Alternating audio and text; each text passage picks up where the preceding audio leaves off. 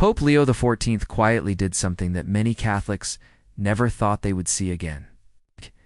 Without making any big speeches or releasing any documents, he simply placed the pallium with his own hands on the shoulders of new archbishops inside St. Peter's Basilica. This simple act, done during Mass, spoke to people around the world who had felt that a deep connection with the Church's past had been lost. It was not an act of confrontation. It was not a loud protest against anything. It was a moment of restoration, a sign that something important had returned without needing to announce itself. Many people remember that in 2015, Pope Francis made a change to this tradition. For that year, every year on the feast of Saints Peter and Paul, the Pope would place the pallium on the new archbishops himself, showing a visible connection. Between the Pope and bishops from around the world, the pallium is not just a simple vestment. It is a woolen band with black crosses that symbolizes the unity of the Church and the authority of bishops who serve the people in different parts of the world. It is made from the wool of lambs that are blessed each year on the feast of St. Agnes, woven with care, kept safe until the feast of Saints Peter and Paul.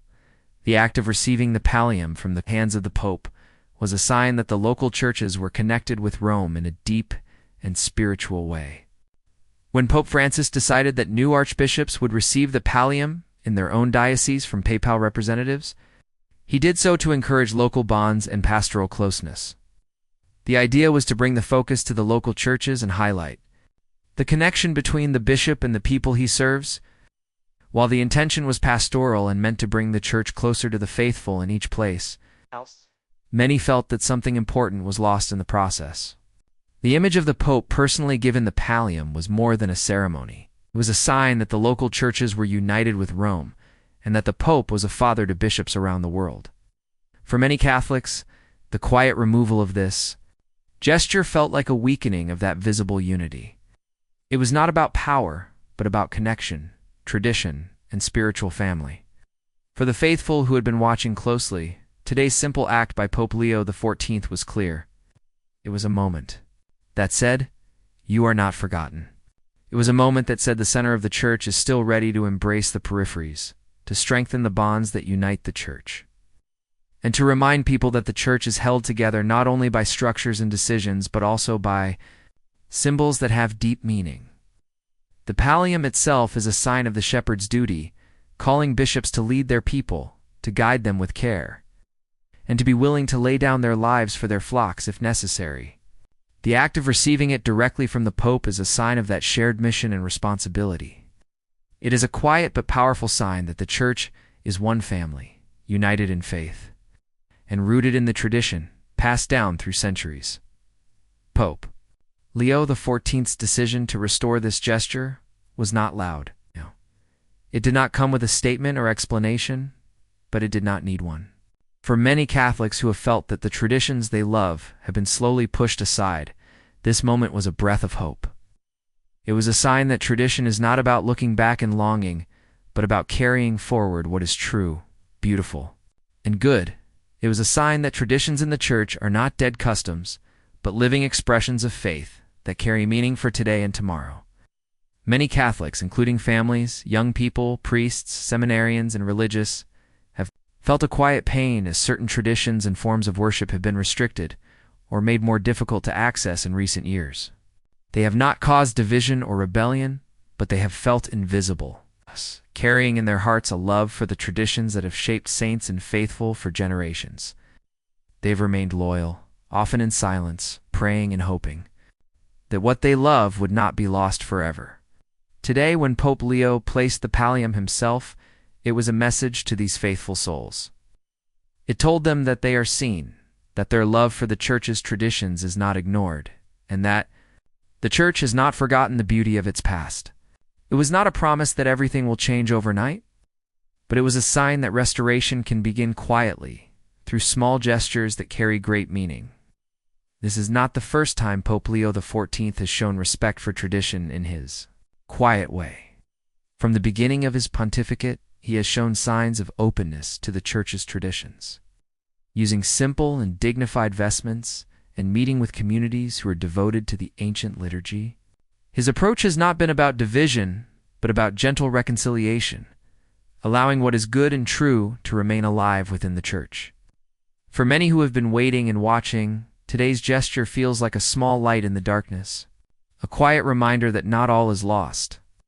It is a reminder that tradition is not about nostalgia or longing for a past that cannot return, but about carrying forward a memory that is alive, connecting generations to the eternal truths that the Church has always held dear. It is about being rooted in something that is bigger than ourselves, something that goes beyond trends and changes, something that endures because it is true. Pope Leo's action was simple, but in the Church, simple actions can carry deep meaning. They can communicate hope without words and offer comfort to those who have felt left behind. This moment may not erase the struggles that many faithful Catholics have faced in recent years, but it can remind them that they are not alone, that the Church sees them, and that their love for tradition is not misplaced. This quiet restoration of a single gesture does not solve every challenge the Church faces today. It does not answer every question about the direction of the papacy or the future of liturgical practices. But it does show that small, faithful acts can carry great significance.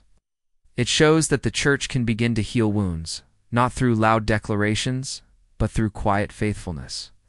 For those who love the Church's traditions, this gesture is more than a moment in time.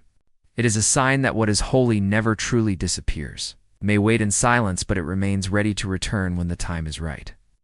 It is a reminder that the Church is not guided only by human plans, but by divine providence, and that the Holy Spirit is always at work, even in quiet, hidden ways.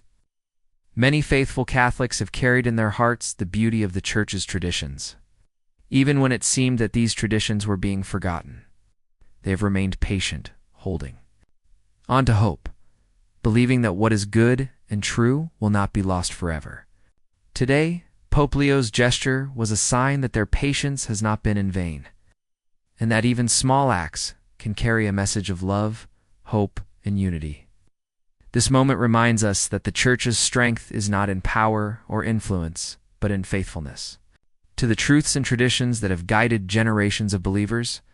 It reminds us that the Church is a family, connected by faith, prayer, and the sacraments, and that this connection is made visible in simple, sacred gestures. For many, the return of the Pope placing the pallium is a sign that the Church is remembering who she is. It is a sign that even in a world of constant change, there are truths that do not change, and there are traditions that continue to speak to the hearts of the faithful. It is a sign that unity with Rome is not just a structure, but a spiritual reality that is expressed in the simple but profound gestures of the liturgy. Today, a door was quietly opened again, and for many who have felt that door was closed, it is a reason to hope. It is a reminder that the Church can embrace her traditions while still serving the needs of today's world. It is a reminder that faithfulness to tradition does not mean rejecting the present, but allowing the wisdom of the past to guide us forward with clarity and strength. For many Catholics, seeing Pope Leo place the pallium himself was not just about the vestment or the ceremony.